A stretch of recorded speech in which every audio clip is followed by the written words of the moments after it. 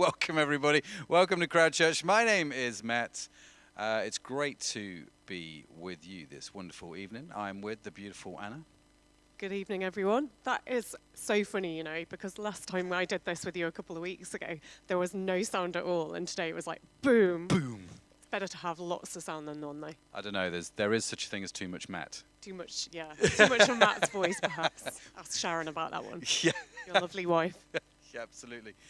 So if you're joining us live online, let us know in the comments. Say hi. Whether you're on, I think we're on YouTube, Facebook, and Instagram tonight. We are doing all three. So let us know where you're watching from. Do come join us in the comments and say hi. It'd be great to see you. Yeah, let's have a look. Who we got already? Oh, Dan Orange is in the comments. Miriam's in the comments. Crew's in the comments. We've got it all going on. So yeah, a warm welcome to everybody. I should probably check Facebook. Oh, I can hear myself. Turn the volume down. See, even Matt wants to turn the volume down on himself. This is not a good start, everyone. Oh dear. Even Matt thinks there's too much Matt sometimes. Someone was listening to the live stream here in the church building, and the problem with it is it's like 20 to 30 seconds behind. It's like there's a time lag with the live stream, and so hearing yourself 20 seconds ago is a slightly surreal experience. Yeah, quite weird. How was your weekend? It was good, you know. Yeah? I have just got back from Oxford. I was there for a weekend conference. Yeah. Well, all-day Saturday conference, actually, but I was there from Friday night. So, yeah, it was Rhythm of Hope in Oxford. So, yeah, it was Rhythm fantastic. of Hope. And there was rhythm and there was hope? Yeah, there was lots of hope. It is a Christian conference about for couples who are dealing with infertility and pregnancy and baby loss. So Oh, wow. it was a pretty powerful weekend. Yeah. Yeah, no doubt. Yeah, it was awesome. Recommend it? Yeah, if anybody is interested in that subject, definitely check out their website. It is a really cool event. I was there sharing our story as a family, which is to do with recurrent pregnancy loss. So yeah, we shared a bit of our own testimony, and yeah, was part of the ministry team over the weekend. It was just an awesome time, to be honest. Yeah. Wow, sounds like fun. Yeah, it was good. A little bit tired today, but A little bit tired. I'm here. As so you whizzed back down the M6 to get here exactly. for the... Yeah, no, brilliant. Well, it's by great. Manchester, where I dropped a friend on the way back. Oh, wow. So, yeah. Well, thank you for joining us. Yeah, no, it was cool. How was And your weekend? Yeah, the weekend was good. Yeah, we had a cookout yesterday evening, which was good. So, you know, it was pretty chill. I caught up on all my DIY jobs yesterday, so Sharon's happy. Winner. Yeah, scored lots of brownie points yesterday. So Happy wife, happy life, right? absolutely. That's what my husband always says. Does he believe that philosophy? Well, I got home today and he's like, took me out for lunch, so I guess so. Okay. Yeah. Andy, well done. Top yeah, banana. brownie points for that one. Yeah, awesome. He's probably watching, so there you go, babe. And if he's not, he should be. Yeah, right. Yeah, exactly. Right. So tonight we have the legendary Steve Connolly. First time on Crowd, Steve, is that right? Yeah. Which is very exciting. Known Steve for, I want to say, well over 30 years.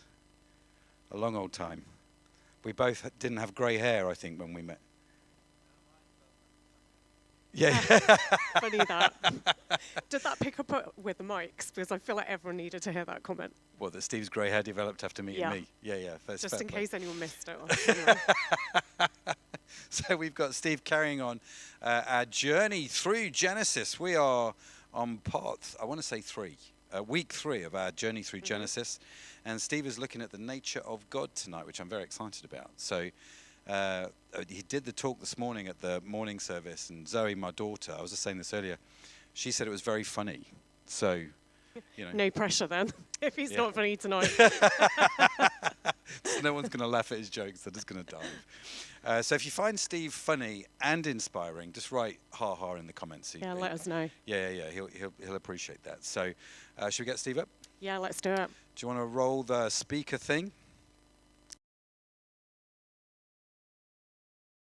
Over to you, Steve. Right. Good evening, everyone. So, my name's Steve. I've been part of Frontline for many decades, married to the lovely Kerry, and I work as a GP up in Anfield in Liverpool. So, obviously we're still almost at the beginning of the new year, and we're in this series called In the Beginning, and that's because we're looking at the beginning book of the Bible, and we're going to begin this Sunday a sort of journey through the book, looking at various of the stories and characters in the book of Genesis and what we can learn from them. So as we begin this journey at the beginning of the year, looking at the beginning book of the Bible in this series called In the Beginning, we're going to begin at the beginning of the book, which has its famous opening line, in the beginning. So let's start. And I believe you already know a little bit about the book of Genesis. I know they've talked a little bit about it and about the history. I did have some PowerPoint slides, but apparently they can't find them. But since we're talking about creation today, it's not really the end of the world, is it? So there you go, we're starting. And as you'll know if you've been listening to the talks and the chat, there's many different ways we can read these opening chapters of Genesis. Many people, very clever academic people, will hold different views on this. So it's important we're gracious and humble with one another as we consider these different views. Just so that I'm not dodging around it for the rest of the talk, I'll tell you my view on this, and it's not I'm telling you what you should believe and that this is the right view or any official view of Crowd Church or Frontline Church. But I would hold what I call a genre-sensitive view.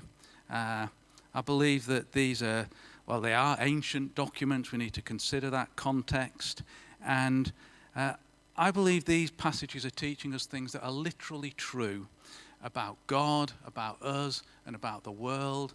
And they're doing it in the form of a story, which was a very common way of doing it in the ancient world. So I'm reading these passages mainly in terms of theology rather than as history or science. And that's my position.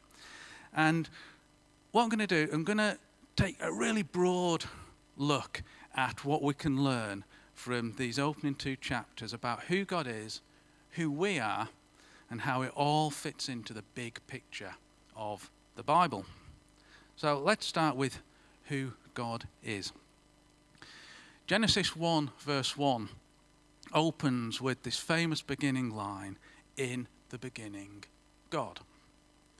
Now, as you've heard before, that these stories were written as a sort of counter-argument against other ancient creation stories. And this is one of the first points that it makes against them, is that pretty much all the other creation stories were polytheistic. In other words, there was lots of gods. And when you read them, they're really complex and fantastical stories of gods appearing and fighting and procreating and dying, often by killing each other. You know, it's a bit like an episode of a Cosmic EastEnders. But in Genesis 1, we just have this really simple opening line. In the beginning, God. There's no origin story. There's no battles, no hierarchies, just God and just the one God. And that's point number one. There is one God. The next thing I think we can go on to see even from these first few words is that God is eternal. You see, it doesn't say in the beginning God was created or a God appeared. He was already there at the beginning. And you can look up loads of verses referring to God as the eternal God. It's very easy to do. Now, we struggle with this idea of eternal or infinite because we've got, tiny little finite minds. And the nearest we can come to is the idea of a very, very, very, very, very long time. But really what this concept means is without beginning or end. And so our God, he's the original uncaused cause. He's the uncreated one. And sometimes people will try and trip us up and say, who created God, eh? And the answer is no one. He's eternal. You're mistaking him for someone who was created. And then we go on to look at the whole of the rest of chapter 1, where it tells us that God created everything.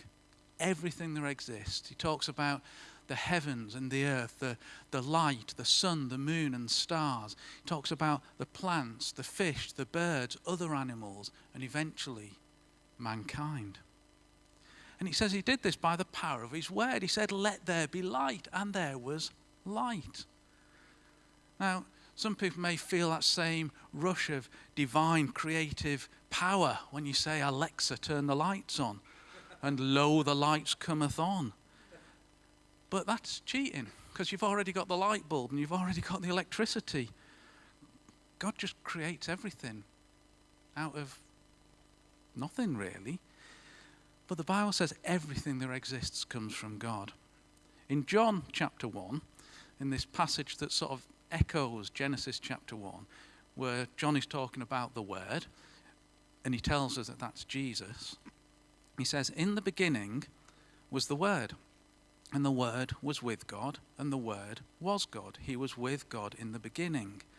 Then it says, through him all things were made. Without him nothing was made that has been made. Wow, that is divine creative power. And that's my next point, that our God is all powerful. And other civilizations, they worshipped things like the sun, moon and stars, or animals, or mountains, or seas. But in this story it says, no, they're things that were created by God. They're not to be worshipped. The sun's not a god, it's just a light in the sky. It's the second commandment, not to make an image of anything in heaven above, or on earth below, or in the waters below. You shall not bow down to them or worship them. Then in Romans chapter 1, verses 20 to 25, I'll just pick out a few lines.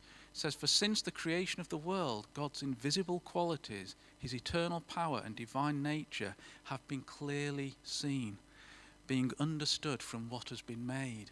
And for many of us, we can see that. We go out into nature and we just see God's handiwork. But it goes on to say that people exchange the glory of the immortal God for images made to look like a mortal human being, and birds and animals and reptiles. They exchanged the truth about God for a lie and worshipped and served created things rather than the Creator, who is forever praised. Amen. But I think even today, people can make claims about God and about belief in God and say things like science has disproved God.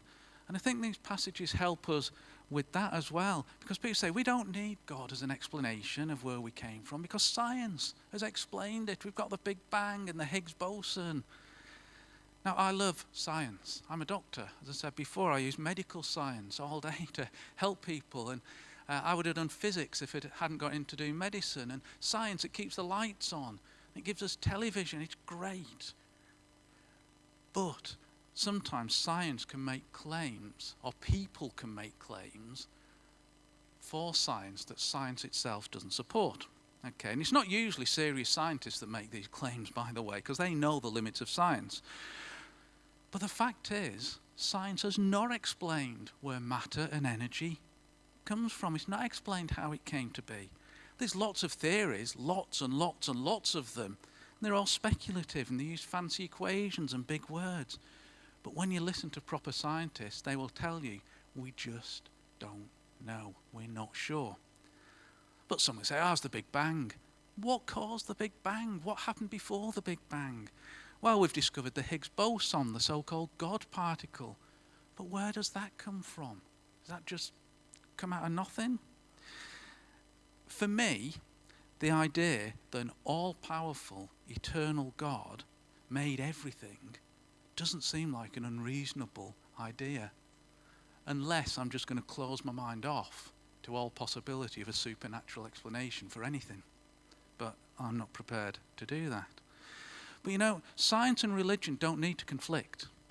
They can sometimes clash if science makes claims of a religious nature, or if religion makes claims of a scientific nature.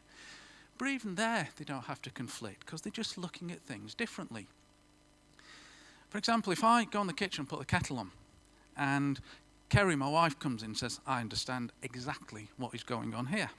And she'll say how electricity is generated in the power station, how it's transmitted by conduction down the cables into the kettle, where it hits the element and meets some resistance, so it's turned into heat energy. That heat energy is then transferred through conduction and convection into the water, and the water molecules, their energy increases so they can break free of the bonds holding them in the liquid state, and they can enter the gaseous state known as steam by a process we call boiling.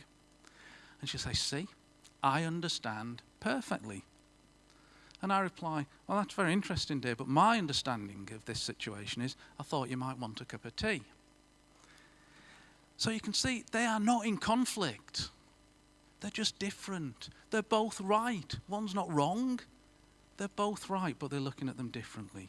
And if, this whole idea of science and religion is something either you're interested in or something you've struggled with or something you want to look at more, there's lots of resources out there.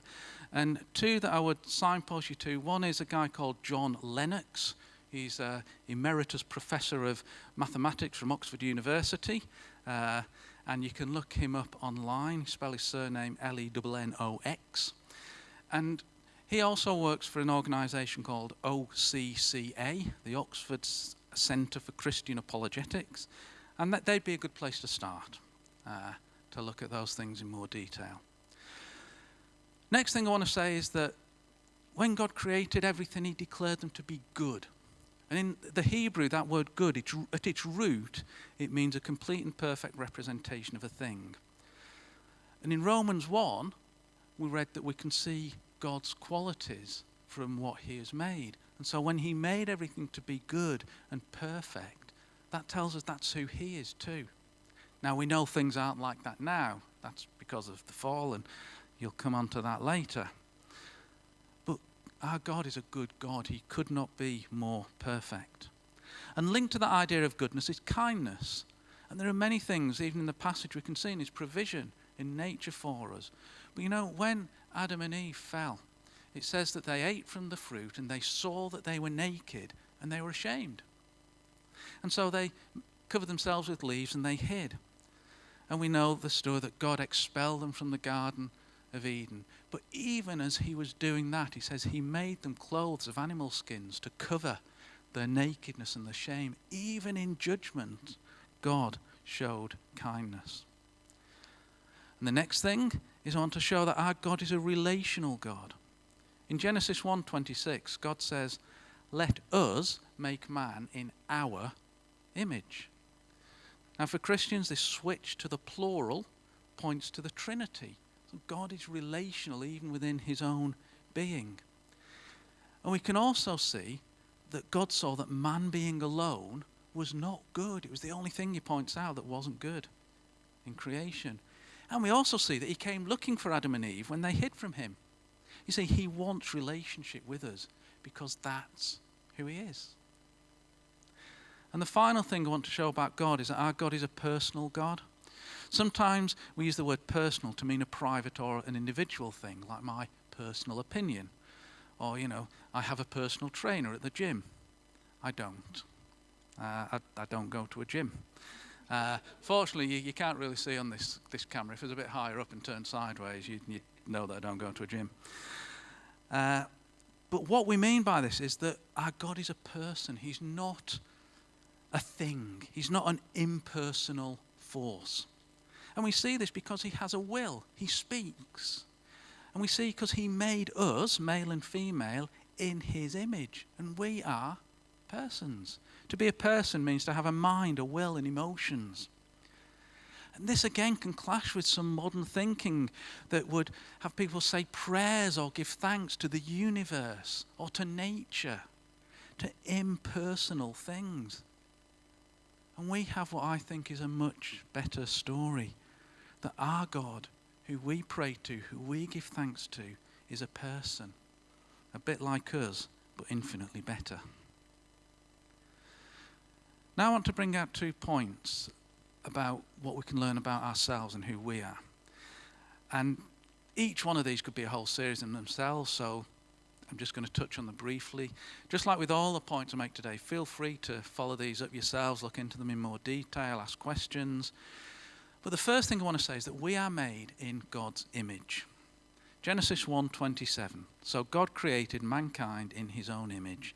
In the image of God he created them. Male and female he created them. Now there are many, many things we can take from being made in his image. But the main thing I want to say is that it means we are of infinite value. You know, in terms of other creation stories, it was often just the king or the emperor that was made in God's image, of course. And mankind was often just a plaything of the gods, there to do their bidding or else. But here we are the pinnacle of God's creation, formed by his own hand, in his image, made alive by his breath. Psalm 8, verses 3-5 says, when I consider your heavens, the work of your hands, the moon and stars which you have set in place, what is mankind that you are mindful of them, human beings that you care for them? You have made them a little lower than the angels and crowned them with glory and honor. You know, it's easy to feel insignificant compared to the vastness of space, but God imbues us with significance and value, glory and honor.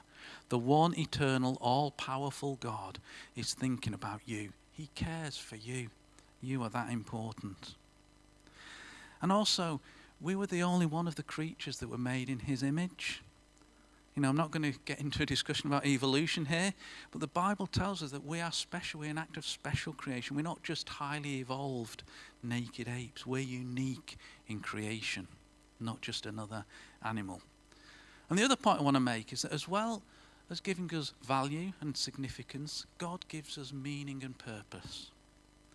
The next verse in Psalm 8, verse 6 says, you made them, us, rulers over the works of your hands. You put everything under their feet. And it goes on to list all the animals and everything else. And this is taken directly from Genesis 1:26-28. And in the retelling of creation and the story in Genesis 2, we read that God gives us the responsibility of taking care of the garden. I say us, obviously it's Adam and Eve. This is what ruling means in God's ways. It means to serve.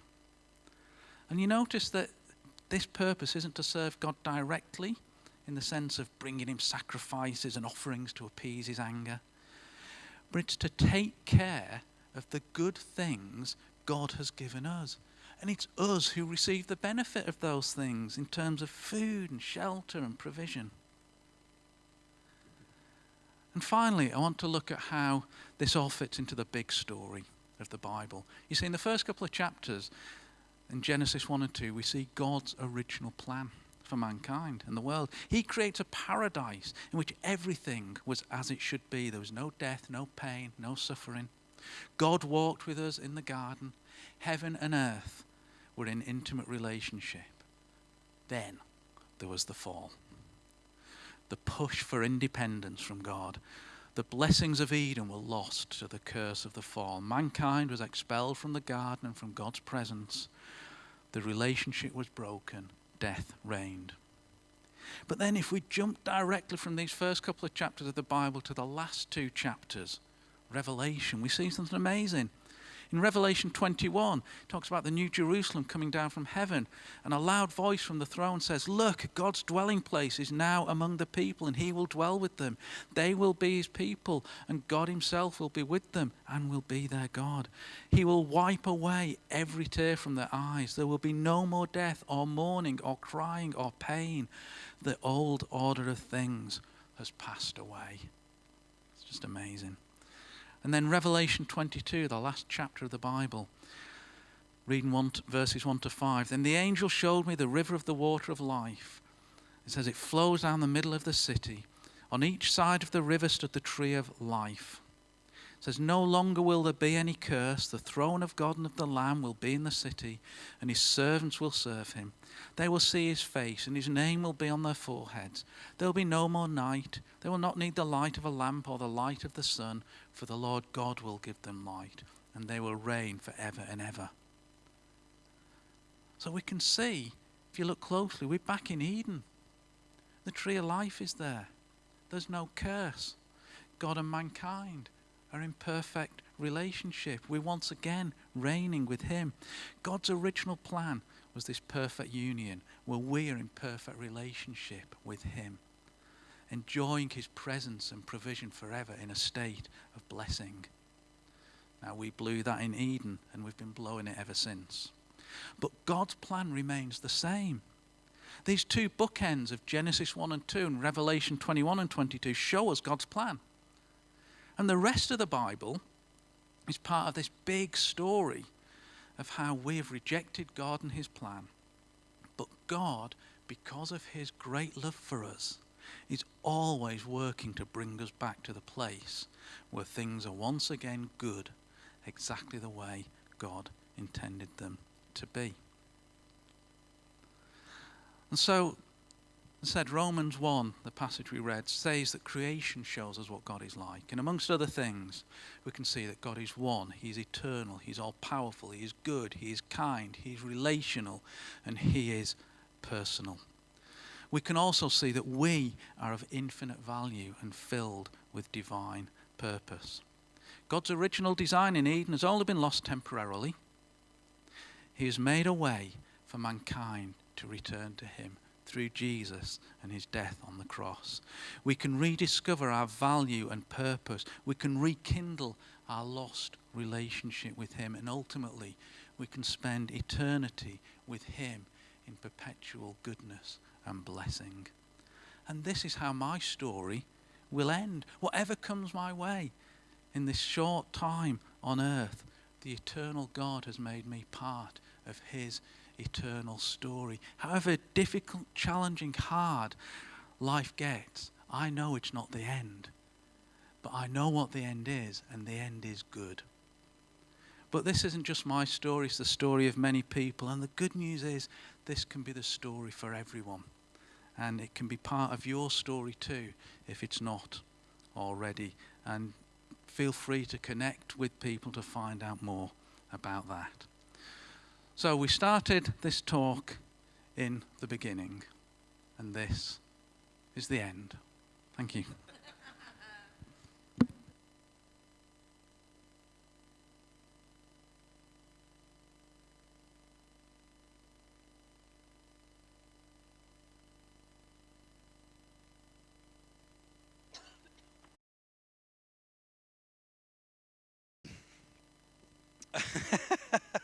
Well done for keeping up with the graphics there, guys. Love that. Good job. Thanks, Steve. Love that. Yeah, that was good. There was a lot in there, wasn't there? There was definitely a lot in there. Let me just close a lot of this tech down. So many screens in front of Way Matt too many right screens now. going on. But yeah, no, it's great. Thank you, Steve. Love that. Was that funny, Zoe, as the first one? Yeah, we got a thumbs up. Great. We're still approved, which is good. So, right, let's get straight into it, shall we? Lots of comments, fun comments going on YouTube, as you would expect, especially from Matt Crew. Matt Crew asked me what was it like watching the original creation. Seems to think I was there.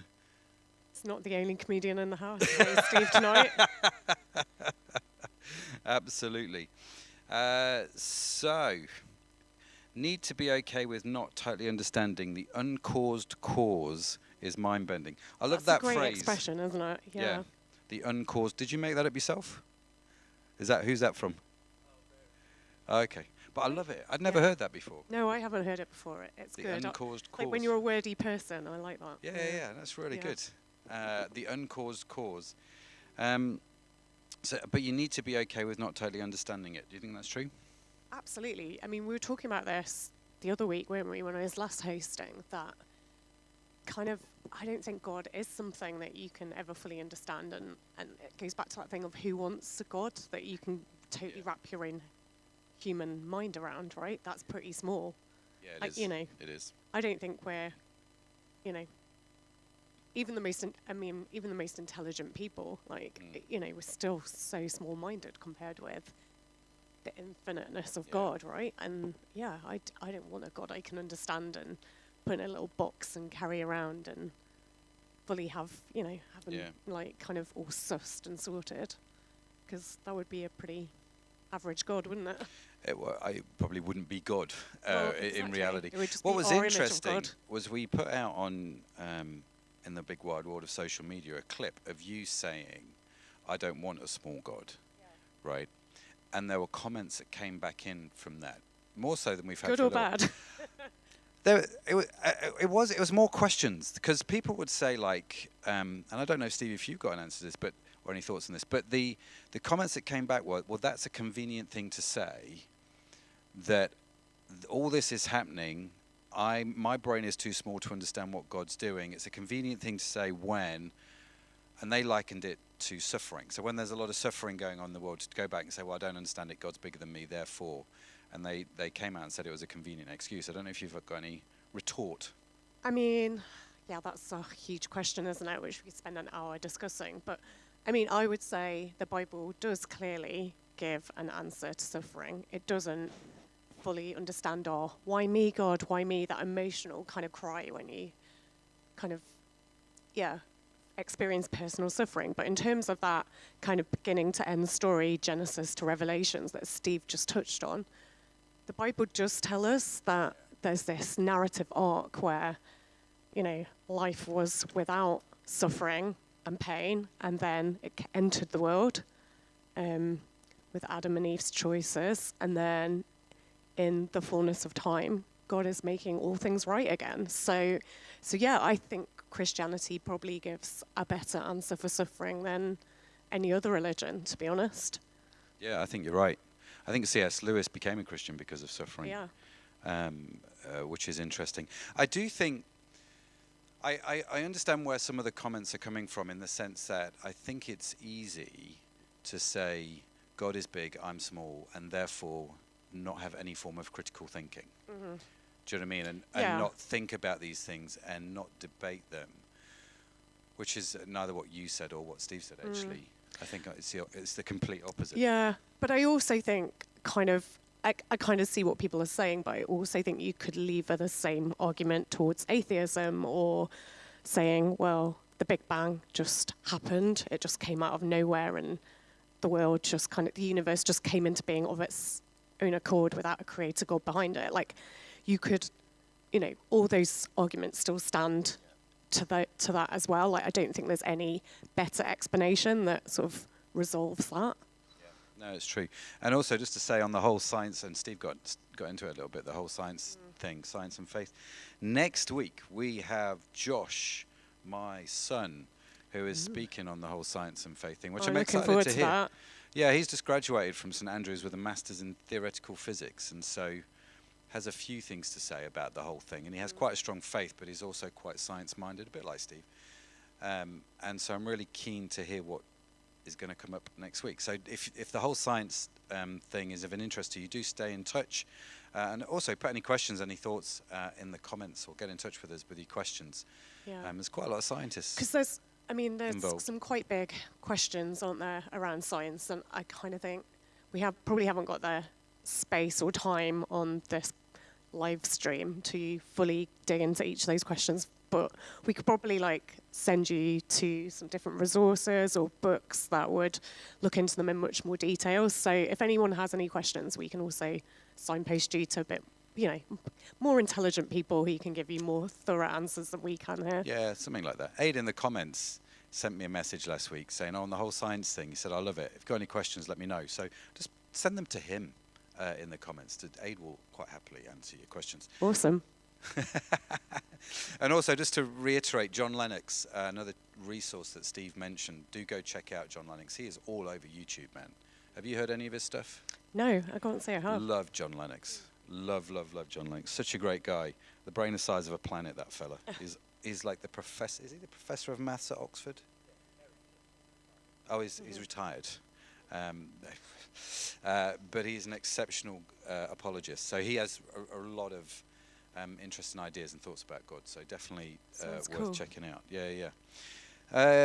Can you comment on God's goodness? Yes, you can. Go on, Anna. Yeah. I'm looking through the questions. You have to Yeah, answer. I mean, I think God's goodness is something that is both true in terms of the Bible tells us of examples of God's goodness through history, and it's also something that I think we can probably have personal experience of today. Like, I know I've got seasons of life where I've really clearly seen God's goodness. Yep. I'm sure you have too, Matt. So yeah, it's something that's both true and factual, but also something you can experience, so it's experiential as well. Yeah, there's this really interesting psalm, very famous psalm, Psalm 23, that talks about how, when you walk through the valley of the shadow of death, I will fear no evil. It's that psalm. And at the start of it, the psalmist says, your goodness and your mercy, they follow me all the days of my life. And that word follow, the modern equivalent, as best as I can tell, and I'm not into Hebrew, I heard that if it's not true, I'll go and blame the speaker that I heard say this. The modern equivalent of is in hot pursuit. Yeah. And if you're of a certain age, I'm thinking Smokey and the Bandit. I'm thinking Top Gun, in hot pursuit, kind of locked and loaded. I can't resist. I love Top Gun. You go for it. Don't hold back. As a complete aside, I saw an Instagram reel earlier on, which was all about getting Top Gun into everything, and there was a guy who was doing worship. I thought it was Home Alone. No, we're this guy was doing Christmas. worship. Oh, that's a different talk. Yeah, the guy doing worship, and he was playing Top Gun sort of secretly on the guitar during a worship session. I thought it was brilliant, and some people actually looked at him and he went. I used to have a friend who's a worship leader years ago where I grew up in Oxford, and he used to play like slowed down Guns N' Roses like in all the musical interludes. It was so funny. So Laura, challenge set. Got to get Top Gun. Yeah. Top Gun into the worship, which would be anyway. What are we talking about? Oh, goodness. Totally lost the thread. The goodness of God, the mercy and goodness of God follow me. They are in pursuit of me. And this speaks again back to what Steve was talking about in terms of value. Yeah. As in the value God puts on creation. Like, there is this sort of special place in creation for mankind. And Dave Connolly is actually going to be talking about what it means to be in the image of God in a couple of weeks. But this idea that the goodness and mercy of God are in hot pursuit of me all the days of my life doesn't mean I feel it all the time, doesn't mean I recognize it all the time, but there is this eternal truth which says the goodness of God is in hot pursuit of me all the days of my life. And I think that'll preach right there. Yeah, I think that's really good. And I think it's a really good distinction to make that isn't the same as life always going well or always having good things, like in terms of our understanding of, only good things will happen to me because I'm a Christian. Like that is just, obviously not real and not anyone's experience. Like no one has a just good life, do they, when nothing bad, as we understand bad to be, ever happens. But it's that overarching goodness and kindness and love and mercy that kind of underpins. I would kind of call it the kind of baseline of my life. It's always there. Yeah. Well, you talk a lot about this, don't you? I do. Yeah. You've written a book. Yeah. It's not just about that, but yeah. No, it's in there. I think it's something that when things are difficult, when you go through seasons of suffering or hardship, it's something that's tested and you really learn to find, and it's kind of you test it and know it to be true. And so, I feel like, I grew up as a Christian, so you kind of learn about God is good, and you sing songs about how good Jesus is from a very young age. And I feel like it's something that is only tested and becomes true in the depth of your heart and your soul. Like, you know it because you know it because you know it. When it's really tested and chips are down and life doesn't feel like it's good, that's kind of when you realise that there's a deeper truth there. Yeah. No, totally. Absolutely. Miriam's asked a question, or one comment is we probably shouldn't sing because we'll have to pay royalties. Uda, I don't think it was close enough to the original, to be quite fair. Do you not think so? What would life be like without God, Miriam asked, do you think? What would your life be like? Because there's had to have been opportunities, actually, where we talk about, one God, a personal God. But there are moments where, going back to what you said earlier, where actually I think all of us, like Adam and Eve, have the opportunity to try and turn away from God. That may be because of suffering. That may be because of something bad that's happened. It may just be because we want to live life our own way. So you must have had moments where you were faced with the fork in the road, as it were. Yeah, I think we probably all have. I think there's probably a few moments in my life where it's like I could choose to continue to follow God or not. I think when we were going through a really hard period of recurrent miscarriage, it was like, God, why is this happening to us? And how can I believe that you're there and you care and you're, you're involved when we're praying for healing and nothing's happening. Yeah, so that was definitely a time where I questioned it. That, you know, there's times when I'm younger, like when I went to uni, and yeah, I kind of stepped away from my kind of Christian family background. It's like, do I want to continue to follow God or not? That's my choice now. I think there's a number of seasons of life that I can look back in where there's like that kind of fork in the road, and it's a decision point. I guess you've probably had them as well, haven't you? Yeah, very much so. Very much so. And I think, I remember asking myself this question once, like, what would my life have been like had I have not become a Christian? I don't know if you go do these interesting thought experiments. What would my life have been like? Or what would my life have been like had I have walked away from God at this particular difficult point?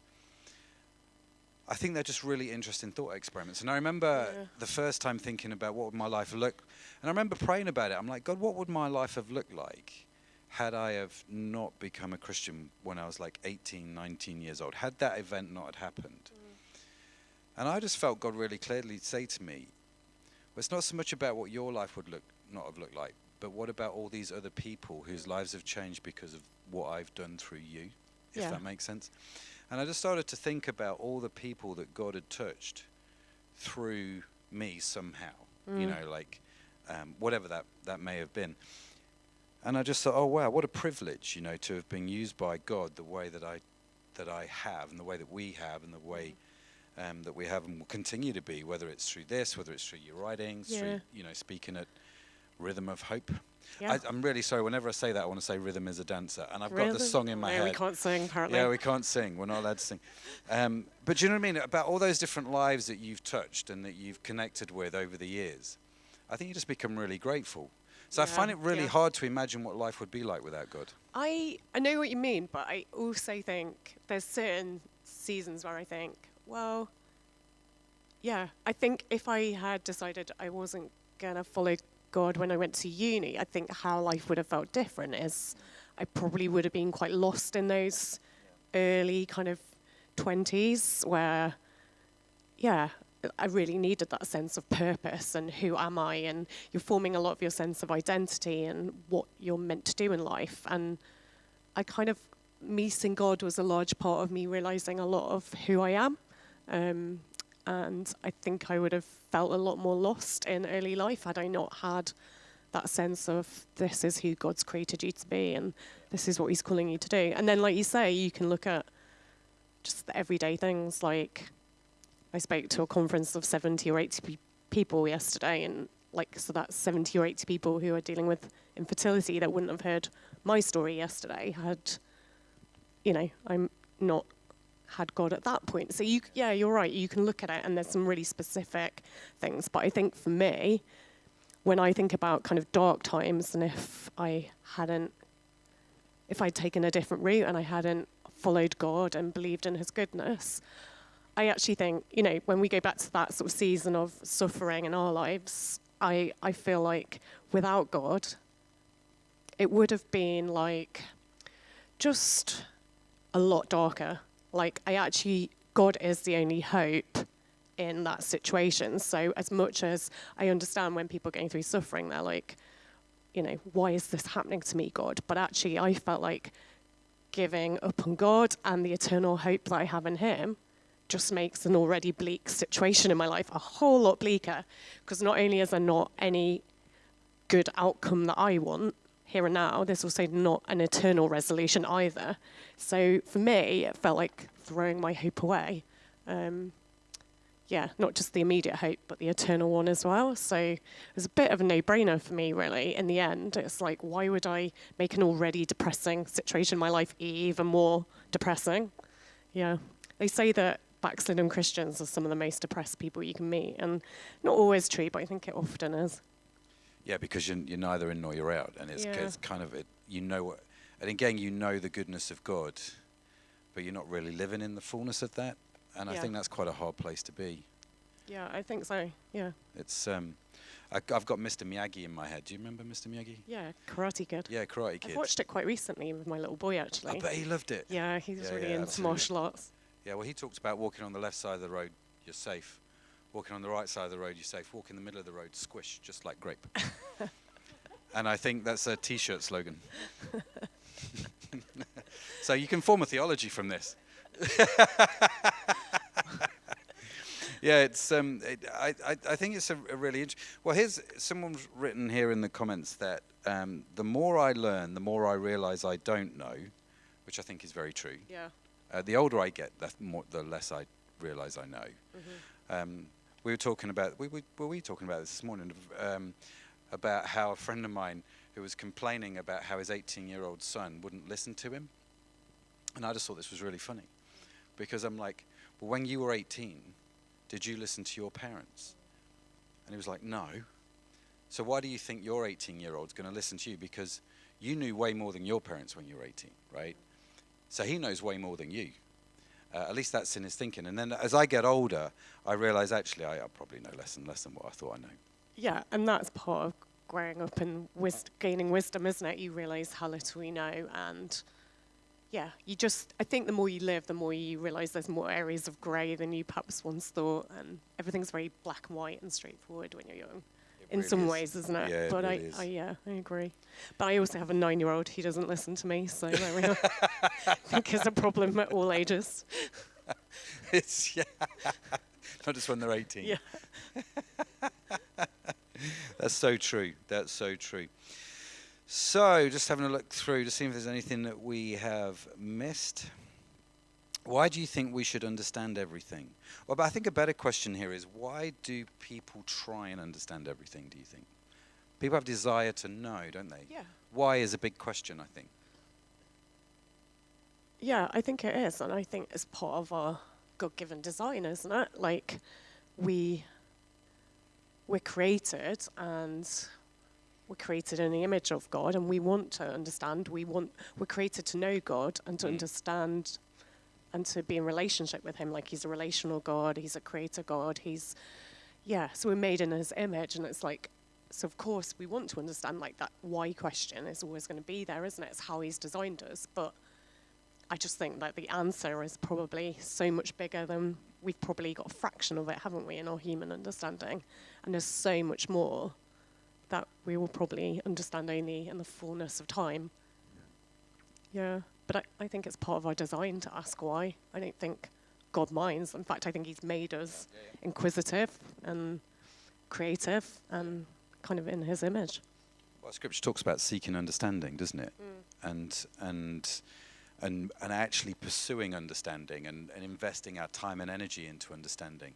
I do wonder if we try and understand the things in the wrong order sometimes. So there's someone that I see who is quite mentally ill, quite depressed. And the question they must ask 50 times an hour, it's just going through their head constantly, is why would this happen to me? Why could this happen to me? Why could this happen to me? I don't deserve it. Why has this happened? And it becomes this sort of circle that you go around, or it's certainly he does in his head. Why? Never really looking for an answer that's going to help him, if that makes sense. Almost looking for someone to blame, or a thing to blame, or a procedure to blame, as if that's going to help him somehow.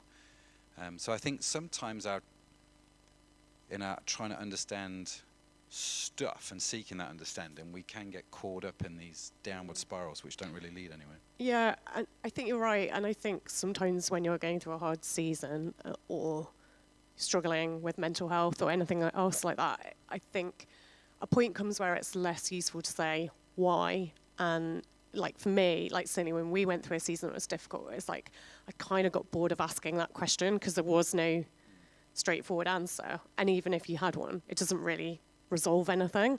And actually a much more interesting question for me now is, okay, so that's what's happening. So what? So what now? What next? What are we going to do with this, God? Like, what's the next thing? Because that actually takes you somewhere. It takes you into a solution. So it's like, how are we going to do something about this? Or so where are we going to go from here? Like, what next? Such a powerful question, isn't it? And like it's one of those you can spend a lot of time trying to understand why something is happening to you, but at the same time you can go, what was that noise? Was that you? Okay. Somebody's just got their phone on. But like you say, you can also, I think, invest energy. And it's like, well, instead of saying, why can't I do this, saying, what can I do? Do you know what I mean? Or instead of, and I think you're right. I think it's such a powerful question because it leads you to different possibilities. Like, I don't understand this, God, so what should I be doing now? Right? It's like, God, where are you leading me in this? Yeah, I mean, we're both quite practical, pragmatic people in a way, aren't we? And I just find it, I'm like, so what are we going to do? Like, what's the action? How do we get out of this or fix this or move on from here? Like, otherwise you can become so stuck. And I totally get why people do become stuck in difficult things, but it's not a nice place to be, really. No. Sorry, no. You have to use the microphone, Matthew. Good microphone technique. Listen, we have run bang out of time. We have. Overrun slightly. But thank you so much for joining us. If you'd like to come say, how's it? In about 10 minutes' time, we will be on Google Meets. Come and say hello. If you're watching online, it'd be great to meet you. Come and say hello. Come meet folks if you want to do that. We'll only be online for like 5 minutes, just saying hello to people. And that link will be coming up on the screen and going in the comments. I'm looking at the tech guys and gals. The tech girl is, sorry, Dan. But yeah, bringing those up. We'll make sure those are in the comments, but I think it's go.crowd.church/meet, MEET, go.crowd.church/meet. We'll be online for about 5 minutes at 8 o'clock if you'd like to come say hello. Go grab yourself a cup of tea in the meantime. We're going to start packing down. But anything else from you in closing? No, just like if you want to keep this conversation going, if you've got more questions or anything you want to talk about or pray through, then either, like Matt says, join us tonight or hook up with us through the week, drop us an email or a text or whatever. And yeah, we'd love to continue the conversation. Yes, absolutely we would. And in person, we're going to hand over to Dion. That's your cue. You can take your coat off if you want, love. That's fine. So we're going to hand over to Dion, but thank you so much for joining us. It's been so good to be with you. Like Anna said, any questions, any thoughts, any prayer requests, do reach out to us, let us know. Come join us online. Big shout out, Steve. Enjoyed that. Yeah, it was great. Thanks, Steve. Yeah, absolute legend. Do join us next week as we talk about science and faith and get into that whole debate. So you're not going to want to miss that. Genesis Part 4. Yes, it is. Are you here next week? You're not hosting. Are you I'm not hosting? hosting. I don't think. I haven't actually checked the rotor. I don't think I'm hosting, but I will probably be here. I think it's me and Will, actually. Yeah. Oh, yeah. Will's also another science egg kid. So looking forward to that. Cool. Thank you so much, ladies and gentlemen. God bless you. We'll see you next week. See you Bye all for now. soon.